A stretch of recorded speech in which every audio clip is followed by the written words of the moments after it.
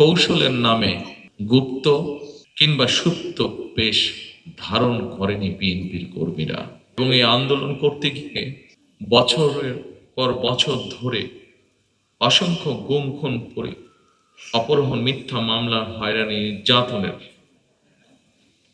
পরও বিএনপির একজন নেতাকর্মীও কিন্তু রাজপথ ছাড়েনি।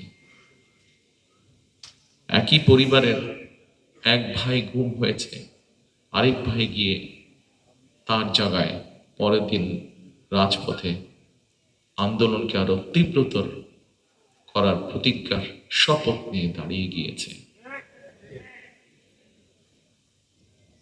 কৌশলের নামে গুপ্ত কিংবা সুপ্ত বেশ ধারণ করেনি বিএনপির কর্মীরা।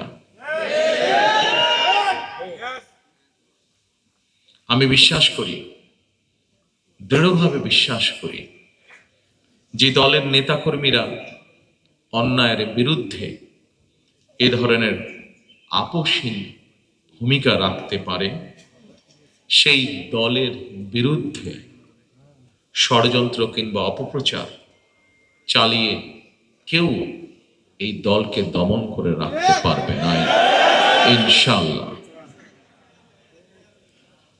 ফ্যাসিবাদী আমলের নির্যাতনের শিকার আমার সামনে বসা হাজারো প্রিয় মুখ, আপনাদের আত্মত্যাগ, আপনাদের বুক ভরা কষ্ট আমরা যারা আজ পেছনে রয়ে গিয়েছি, আমরা আমাদের সর্বশক্তি দিয়ে চেষ্টা করব যাতে এটি বৃথা না যায় ইনশাআল্লাহ। ফ্যাসিবাদ বিরোধী আন্দোলনে যারা গুম হয়েছেন, যারা শহীদ হয়েছেন, তাদের প্রতি আগামী দিনের গণতান্ত্রিক যে রাষ্ট্রের আকাঙ্ক্ষা আমরা দেখছি, সেই গণতান্ত্রিক রাষ্ট্র এবং সরকারের অবশ্যই অনেক অনেক দায় এবং দায়িত্ব রয়েছে। রাষ্ট্র কখনোই আপনাদেরকে ভুলে যেতে পারে না। সকল শহীদদের আত্মত্যাগকে জনমনে স্মরণীয় করে রাখতে আগামী দিনে বিএনপি কিছু পরিকল্পনা গ্রহণ করেছে।